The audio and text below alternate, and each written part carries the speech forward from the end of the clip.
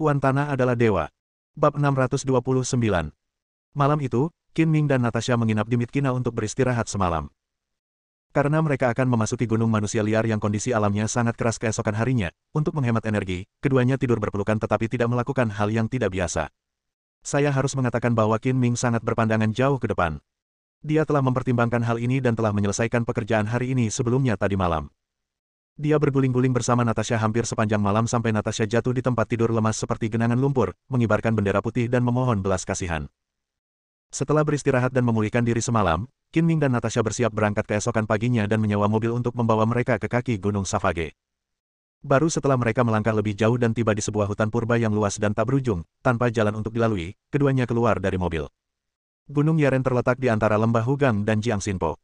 Di sebelah utara terdapat pegunungan Himalaya yang terkenal di dunia, dan di sebelah timur dan barat terdapat pegunungan Hengduan yang menjulang tinggi. Gunung ini meliputi area seluas 5 hingga 600 km. Ada gunung-gunung yang menjulang tinggi, hutan-hutan yang luas seperti laut, rawa-rawa yang tak berujung, binatang buas yang merajalela, serangga-serangga beracun di mana-mana, malaria dan racun yang merajalela. Benar-benar penuh dengan bahaya. Orang-orang biasa yang memasukinya akan memiliki kemungkinan untuk mati. Khususnya dari akhir Mei hingga Oktober setiap tahun merupakan musim hujan di Gunung Yaren. Musim hujan tidak hanya membuat nyamuk dan lintah di hutan menjadi sangat aktif, tetapi juga menyebabkan berbagai penyakit hutan seperti demam kambuhan, malaria, tetanus, septikemia, del. Menyebar dengan cepat. Untungnya, sekarang sudah bulan Desember dan Tiongkok sudah memasuki musim dingin. Musim hujan di gunung manusia liar sudah berlalu, dan faktor risikonya sudah relatif berkurang. Namun, hutan hujan tropis tidak jauh berbeda antara musim panas dan musim dingin, dan masih penuh dengan bahaya. Jika Anda tidak berhati-hati, Anda mungkin terkubur di dalamnya. Bahkan jika Anda sangat waspada, Anda mungkin tidak dapat keluar dengan aman. Qin Ming dan Natasha membawa peralatan dan perbekalan mereka dan menyelam ke tempat mengerikan yang melambangkan kematian ini. Napas yang ganas menghantam wajah mereka. Tanpa masuk ke dalamnya secara langsung, orang tidak akan pernah bisa membayangkan betapa mengerikannya tempat itu. Dibandingkan dengan tempat ini, kota ini bagaikan surga di dalam surga. Karena gunung manusia liar memiliki iklim hutan hujan tropis dengan suhu tinggi dan tidak ada perubahan musim yang jelas, ditambah dengan curah hujan yang tinggi, pohon-pohon di sini tumbuh liar seolah-olah telah meminum akselerator pertumbuhan, dengan cabang-cabang yang rimbun dan dedaunan yang menutupi langit, sehingga Anda tidak dapat melihat matahari sama sekali dan cuaca sangat panas dan pengap. Di mana-mana terlihat pepohonan tumbuh di pepohonan, rumput tumbuh di dedaunan, tumbuhan merambat seperti ular piton yang saling melilit dan terjalin, lumut menutupi batang pohon, semak dan gulma tumbuh di mana-mana, serta burung dan hewan berkeliaran, seolah-olah Anda telah memasuki dunia lain. Lingkungan seperti itu juga sangat mungkin membentuk miasma dan rawa. Begitu Anda tidak sengaja memasuki miasma, keinginan untuk keluar seperti mimpi yang mustahil. Tanah ditutupi lapisan tebal ranting dan daun yang mati, dan sulit untuk mengetahui dengan mata telanjang di mana tempat yang aman.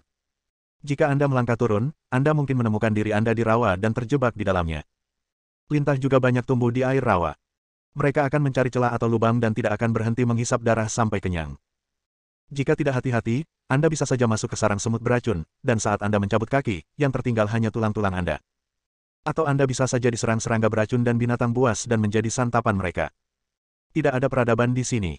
Ini adalah dunia di mana yang kuat memangsa yang lemah. Bahkan binatang buas di puncak rantai makanan selalu dalam bahaya kematian. Meskipun cuaca sangat panas dan pengap, Qin Ming dan Natasha harus membungkus diri mereka dengan sangat rapat, mengikat kerah dan manset mereka dengan erat, dan mengenakan masker gas untuk mencegah racun. Mereka dibungkus rapat dan akan basah oleh keringat sebelum mereka berjalan jauh.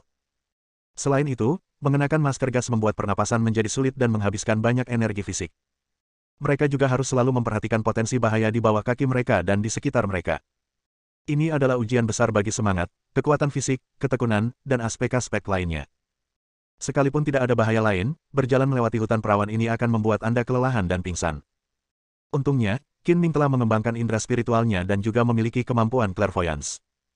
Dengan menggunakan keduanya secara bergantian, ia dapat dengan mudah merasakan bahaya dalam radius 200 meter di sekitarnya terlebih dahulu. Demi melindungi Natasha, ia memimpin dan membersihkan jalan.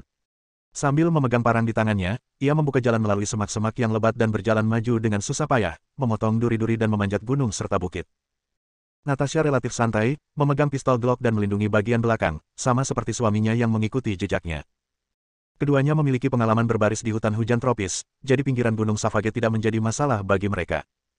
Namun, mereka tidak berani ceroboh dan terus maju dengan hati-hati, jadi kecepatan mereka tidak cepat. Baik bagi Qin Ming dan Natasha, atau pembunuh lain yang datang untuk berpartisipasi dalam konferensi Raja Pembunuh, perjalanan panjang melalui Gunung Savage adalah semacam pelatihan dan ujian. Setidaknya itu dapat melenyapkan beberapa pembunuh dengan kekuatan dan kemauan yang lemah. Meskipun tidak ada batasan pendaftaran untuk konferensi Raja Pembunuh, pembunuh manapun di industri ini dapat berpartisipasi, tetapi dengan lingkungan yang sangat berbahaya dan keras sebagai rintangan, tidak semua orang yang ingin berpartisipasi dapat berpartisipasi. Natasha akan mengeluarkan GPS sesekali untuk mengoreksi posisinya dan menghindari penyimpangan dari arah. Lokasi spesifik konferensi pembunuh ini berada di dekat area pusat Savage Mountain, jauh di dalam hutan lebat. Semua pembunuh yang berpartisipasi akan menerima peta elektronik dengan koordinat, dan tidak diperbolehkan menggunakan alat apapun untuk mendarat langsung dari udara, dan harus tiba dengan berjalan kaki. Hal ini dipantau oleh panitia penyelenggara Killer Conference, yang terdiri dari 5 orang senior dan terhormat di dunia pembunuh. Begitu seorang pembunuh diketahui telah melanggar aturan, pembunuh yang melanggar dan organisasi pembunuhnya akan selamanya didiskualifikasi dari berpartisipasi dalam Killer King Conference. Keuntungan menjadi Raja Pembunuh tidak hanya tentang mendapatkan ketenaran saja, namun juga dapat meningkatkan reputasi Raja Pembunuh dan organisasi pembunuhnya, serta meningkatkan komisi untuk mengambil tugas. Dapat dikatakan bahwa diselenggarakannya konferensi Raja Pembunuh sepenuhnya didorong oleh kepentingan dan reputasi, dan juga menjadi panggung bagi berbagai organisasi pembunuh untuk bersaing secara langsung. Sepanjang hari, Qin Ming dan Natasha tidak berjalan terlalu cepat, tetapi dengan peringatan dini dari Qin Ming, mereka tidak menghadapi bahaya apapun. Karena hari segera menjadi gelap di hutan dan matahari hampir terbenam, keduanya harus mencari tempat untuk berkemah dan beristirahat, karena hutan primitif di malam hari lebih berbahaya daripada siang hari, dan semua jenis karnivora berbahaya akan keluar untuk mencari makanan. Keduanya menemukan pohon beringin besar di dekat sungai sebagai tempat berkemah. Pohon beringin itu sangat rimbun dan menutupi area yang setara dengan taman villa, sehingga dapat dikatakan bahwa pohon tunggal tersebut membentuk hutan. Pada malam hari, banyak serangga dan hewan kecil keluar untuk mencari makanan, dan tanah tidak cocok untuk ditinggali. Jika ingin bertahan hidup, seseorang harus menjauh dari tanah, jadi Qin Ming hanya bisa mengikatkan kantong tidur di antara 2 cabang pohon yang tebal di tengah pohon, dan mengoleskan bubuk pengusir serangga dan ular di cabang-cabang pohon. Api unggun pun dinyalakan di bawah pohon untuk mengusir nyamuk dan binatang buas. Qin Ming mengambil sepanci air dari sungai terdekat, menaruh tablet pemurni air di dalamnya, dan membiarkannya mengendap beberapa saat sebelum meminumnya langsung. Hal yang paling langka di hutan hujan tropis adalah air, jadi mereka berdua tidak membawa banyak air minum, dan mereka meminumnya sepanjang perjalanan. Makanannya berupa ransum militer yang disiapkan terlebih dahulu. Meskipun ada berbagai macam hewan liar di hutan hujan dan Qin Ming dan Natasha dapat dengan mudah membunuh beberapa di antaranya, mereka tidak memanggangnya untuk menghindari aroma panggangan yang menarik perhatian karnivora besar dan menimbulkan masalah. Selain itu, ada banyak sekali makanan yang bisa dimakan di hutan hujan, jadi Anda tidak perlu khawatir soal makanan sama sekali. Misalnya, sebagian besar ikan air tawar bisa dimakan langsung, ada banyak buah tanaman yang bisa dimakan, dan bahkan rayap dan cacing tanah pun bisa dimakan. Hal ini berlaku jika ada jatah makanan militer. Jika tidak ada jatah makanan, keduanya hanya dapat memanfaatkan bahan-bahan lokal dan memakan makanan yang dapat mereka temukan. Sambil memakan jatah militer, Natasha mengeluarkan GPS lagi, memperkirakan jarak ke tujuan, dan tidak bisa menahan cemberut. Kita berjalan terlalu lambat hari ini. Dengan kecepatan seperti ini, akan memakan waktu setidaknya 3 hari untuk mencapai tempat tersebut. Konferensi Raja Assassins akan resmi dimulai lusa. Jika kita melewatkannya, kita akan didiskualifikasi. Jadi kita harus mempercepat langkah besok dan menempuh perjalanan 2 hari dalam 1 hari. Jangan khawatir. Paling buruk, Anda bisa bepergian hingga larut malam. Saya di sini untuk memastikan Anda tiba di tempat tujuan dengan selamat dan tepat waktu, kata Qin Ming sambil tersenyum santai. Saya percaya padamu, tapi terlalu berbahaya untuk bepergian di malam hari. Kita bisa mempercepatnya besok. Qin Ming mengangguk dan berkata, baiklah, kalau begitu kamu harus istirahat malam ini. Aku akan mengambil alih tugasmu. Bagaimana ini bisa terjadi? Pria dan wanita sama saja. Satu orang harus menjaga sepanjang malam. Natasha berkata dengan keras kepala. Dia tidak bergantung pada Qin Ming dalam segala hal hanya karena dia memiliki hubungan yang dekat dengannya. Kamu bekerja paruh pertama malam dan aku bekerja paruh kedua. Apakah ini adil? Kata Qin Ming sambil tersenyum. Begitulah kira-kira. Natasha mengangguk setuju sambil tersenyum. Setelah makan, Natasha mulai berjaga. Berbaris di hutan hujan benar-benar menguras tenaga dan kekuatan fisik. Qin Ming juga sedikit kelelahan. Kekuatan fisiknya masih oke, terutama karena dia telah melepaskan indera spiritualnya selama hampir seharian, yang menghabiskan banyak energi mental. Dia memanfaatkan kesempatan itu untuk beristirahat. Qin Ming adalah orang yang membersihkan jalan hampir sepanjang hari. Natasha merasa kasihan padanya dan awalnya ingin tinggal sampai pukul 4 atau 5 pagi, membangunkan Qin Ming, lalu beristirahat selama 2 atau 3 jam. Tetapi saat tengah malam tiba, Qin Ming terbangun seolah-olah dia telah menyetel alarm, menggantikan Natasha dan mengambil alih paruh kedua malam yang sulit itu. Tidak ada yang aneh terjadi malam itu, hanya saja suara serangga dan auman binatang sesekali terdengar dari hutan hujan, membuat orang-orang sulit tidur nyenyak. Setelah berkemas di pagi hari, Qin Ming dan Natasha berangkat lagi. Kecepatan mereka jelas jauh lebih cepat dari kemarin, seperti dua macan tutul yang bergerak di tengah hutan. Ketika mereka menghadapi tempat yang sulit, mereka akan melompat di antara cabang-cabang pohon atau berjalan maju dengan mencengkeram tanaman merambat seperti kera. Meskipun kecepatannya meningkat, tingkat bahayanya tidak berubah, karena Qin Ming masih memimpin jalan, melepaskan indera spiritual atau kewaskitaannya untuk menjelajahi dan merasakan beberapa potensi bahaya terlebih dahulu, dan Natasha mengikutinya di belakangnya. Karena kecepatannya lebih cepat dan waktu yang dihemat, Qin Ming juga menghemat energi mental. Dengan cara ini, jarak yang ditempuh dalam waktu setengah hari lebih sama dengan jarak sepanjang hari kemarin. Jika kita terus seperti ini, kita bisa mencapai tujuan kita malam ini. Hal lain yang perlu disebutkan adalah langit mendung sepanjang hari, matahari tidak terlihat, dan udara sangat panas dan lembab. Jelas terlihat bahwa hujan lebat akan turun, dan konsumsi energi fisik di lingkungan ini bahkan lebih besar. Dari waktu ke waktu, Anda dapat melihat beberapa hewan bermigrasi ke tempat yang lebih tinggi, yang juga merupakan bukti bahwa badai akan datang. Sore harinya, Qin Ming yang sedang berjalan ke depan tiba-tiba berhenti. Karena pernah menghadapi situasi serupa sebelumnya, Natasha tahu bahwa Qin Ming telah merasakan bahaya, jadi dia buru-buru berhenti dan mengalihkan pistol Glock-nya ke mode tembakan terus-menerus, menjadi lebih waspada. Bab 630. Hati-hati, ada penyergapan, kata Qin Ming dengan suara rendah. Kata-kata itu mengejutkan Natasha. Bahaya yang pernah ia hadapi sebelumnya pada dasarnya adalah binatang buas yang hidup di hutan, atau lingkungan geografis yang keras seperti rawa-rawa. Ia tidak menyangka akan bertemu orang. Peluang bertemu orang di hutan hujan primitif tidak kurang dari memenangkan lotre. Natasha memikirkan tentang konferensi Raja Pembunuh dan berbisik, mungkinkah itu seorang pembunuh dari suatu organisasi. Ada 4 orang di sisi lain, semuanya orang barat, mengenakan seragam kamuflase dan kamuflase di tubuh mereka. Mereka bersembunyi di semak-semak yang tingginya lebih dari setengah orang 100 meter di depan, sehingga sulit untuk menemukan mereka bahkan jika mereka mendekat. Untungnya, Qin Ming mengembangkan kesadaran spiritual dan kemampuan perspektifnya, sehingga dia bisa mengabaikan penyamaran dan melihat menembus esensi. Dia mengangguk pelan. Mereka pasti anggota organisasi pembunuh. Mereka bersembunyi untuk menyergap, jelas dengan motif tersembunyi. Kemungkinan besar mereka ingin menyergap para pembunuh yang datang untuk berpartisipasi dalam konferensi Raja Pembunuh dan melenyapkan lawan mereka. Panitia penyelenggara tidak memiliki batasan pada kegiatan apapun selain konferensi Raja Pembunuh, yang berarti bahwa penyergapan di sepanjang jalan pun tidak dianggap pelanggaran. Hal ini memberi beberapa organisasi pembunuh yang ingin bersaing memperebutkan Raja Pembunuh kesempatan untuk menyingkirkan calon lawan terlebih dahulu. Ini juga merupakan ujian bagi para pembunuh yang berpartisipasi, yang harus mengatasi lingkungan alam yang sangat keras dan rintangan yang disebabkan oleh faktor manusia. Akan tetapi, kemungkinan untuk berhasil melakukan penyergapan di tengah hutan yang luas itu terlalu kecil, sebab rumput dan pepohonan terlalu rimbun, orang tidak dapat terlihat bahkan dari jarak puluhan meter, dan kemungkinan untuk bertemu lawan juga sangat kecil. Sayangnya, Qin Ming menemui situasi dengan probabilitas yang sangat rendah ini, tetapi dia tidak ingin menimbulkan masalah, jadi dia diam-diam memberi isyarat kepada Natasha, mengisyaratkan agar dia berkeliling dan tidak memperingatkan para penyergap. Natasha mengangguk, meringankan langkahnya, mengikuti Qin Ming, berbalik dan berjalan ke arah lain, bersiap untuk melewati semak-semak yang berjarak 100 meter. Ada yang tidak beres, kita ketahuan. Setelah berjalan hanya belasan meter, Qin Ming tiba-tiba berhenti dan berkata dengan nada bingung. Sebab ia mendapati keempat orang yang melakukan penyergapan di semak-semak itu juga ikut bergerak, lalu membubarkan diri dan mengepung kedudukan mereka. Qin Ming telah mendeteksi ada orang yang bersembunyi sebelumnya dan mengira dirinya belum terbongkar, jadi bagaimana pihak lain menemukan mereka? Atau apakah saya yang terlalu sensitif, dan kebetulan saja pihak lain juga mengambil tindakan lain? Jika beberapa kebetulan muncul bersamaan, itu bukan lagi sekadar kebetulan. Kita sembunyi dulu, kita lihat apa yang terjadi. Qin Ming menunjuk ke sebuah pohon besar dengan cabang-cabang dan daun-daun yang rimbun di depannya, lalu memanjatnya seringan seekor monyet. Natasha mengikutinya dari dekat, memanfaatkan dahan-dahan dan dedaunan yang lebat untuk menyembunyikan sosoknya, sambil menatap tajam ke sekeliling, dengan pistol Glock-nya yang siap menembak, bagaikan macan tutul betina yang siap menyerang dan memburu kapan saja.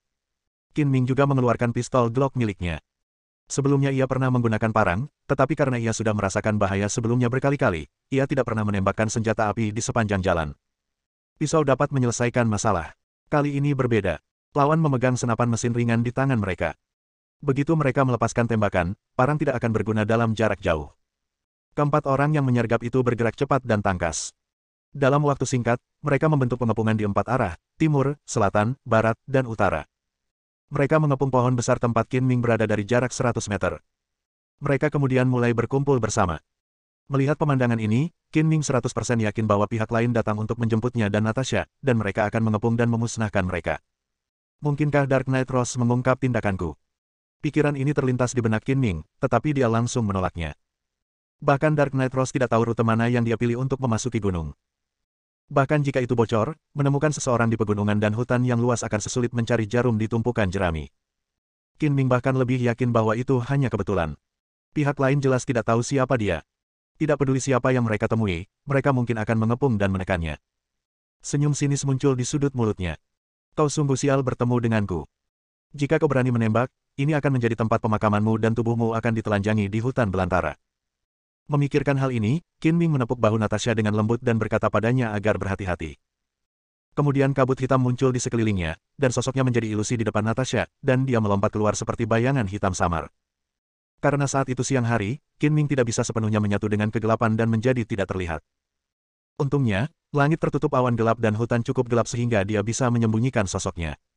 Jika saat itu matahari bersinar cerah, trik ini tidak akan banyak berguna. Keempat lawan itu semakin dekat. Ketika mereka hanya berjarak sekitar 50 meter dari pohon besar itu, mereka mengangkat senapan mesin ringan mereka dan menarik pelatuk ke tajuk pohon. Suara tembakan tiba-tiba memecah ketenangan hutan batu yang masih asli. Detik berikutnya, Qin Ming tiba-tiba menyerbu dari balik pohon dan menembak kepala salah satu dari mereka dengan rentetan tembakan. Kemudian dia berlari ke arah lain secepat kilat. Qin Ming tidak membunuh musuh secara acak, tetapi memilih untuk membunuh mereka yang berhadapan dengan Natasha terlebih dahulu. Dengan cara ini, Natasha yang bersembunyi di balik batang pohon tidak akan diserang secara langsung, dan akan relatif mudah baginya untuk menghindar. Dadada, dadada. Peluru bersiul dan membuat dahan dan daun beterbangan. Natasha tentu saja tidak sabar untuk terkena tembakan. Dengan perlindungan batang pohon utama, dia terus membalas tembakan. Bagaimanapun, dia adalah seorang pembunuh dan cukup terkenal di kalangannya, jadi dia tidak akan kehilangan kemampuan untuk melawan ketika diserang. Qin Ming bagaikan bayangan hantu, bergerak cepat di tengah hutan. Ketika pembunuh lain menemukannya, ada lubang berdarah di kepalanya, dan dia jatuh terlentang, mati. Dengan dua orang lebih sedikit di sisi lain, tekanan Natasha sangat berkurang, dan lebih mudah untuk mengatasinya. Tiba-tiba mereka tidak dapat mendengar lagi suara tembakan rekan-rekannya. Dua orang yang tersisa menyadari bahwa ada sesuatu yang salah, sehingga mereka menjadi lebih waspada dan melepaskan tembakan lebih keras lagi. Tak lama kemudian, salah satu dari mereka kehabisan peluru dan segera mengganti magasinnya. Saat ia mengganti magasin, Qin Ming melompat keluar dari semak-semak seperti hantu dan menarik pelatuknya. Bang! Dengan suara tembakan, peluru itu mengenai bagian belakang kepala pria itu seolah-olah ada mata, dan cairan merah dan putih menyembur keluar. Hanya butuh waktu 1 menit sejak Qin Ming mengambil tindakan hingga ketiga pembunuh itu terbunuh satu persatu. Sekarang hanya tinggal satu orang, dia tidak perlu ditakuti lagi. Kadal air, tolong jawab. Teriakan lain dari temannya datang dari headset nirkabel. Satu-satunya pembunuh yang tersisa berteriak beberapa kali dengan tergesa-gesa, tetapi tidak mendapat respons. Dia tahu bahwa temannya pasti dalam bahaya dan sekarang dialah satu-satunya yang tersisa. Brengsek. Satu-satunya pembunuh yang tersisa mengumpat, bersembunyi di balik pohon dan menghentikan tembakan untuk sementara, lalu dengan cepat mengganti frekuensi walkie-talkie.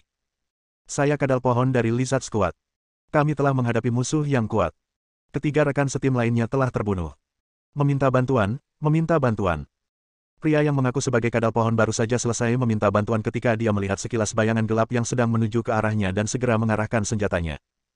Namun sebelum dia dapat menarik pelatuk, dia merasakan tangannya mengendur dan senapan mesin ringan itu diambil. Seketika setelah itu, senapan mesin ringan itu terdorong mundur dan mengenai dada kadal pohon itu dengan keras, membuatnya terjatuh terlentang ke tanah. Qin Ming mengayunkan senapan mesin ringan dan memukul kepala kadal pohon, menjatuhkan headset nirkabelnya. Dia berencana untuk menyelamatkan nyawa orang itu untuk sementara waktu agar dia bisa mendapatkan informasi yang berguna, jadi kekuatan yang dia gunakan tidak terlalu kuat. Jika dia menggunakan seluruh kekuatannya, dia akan menghancurkan kepala orang itu dengan gagang senjatanya. Jangan bergerak. Qin Ming mengarahkan senjatanya ke kepala kadal pohon. Kadal pohon itu berbaring miring di tanah, dan ia harus mendongak dengan mata menyipit untuk melihat penampilan Qin Ming dengan jelas.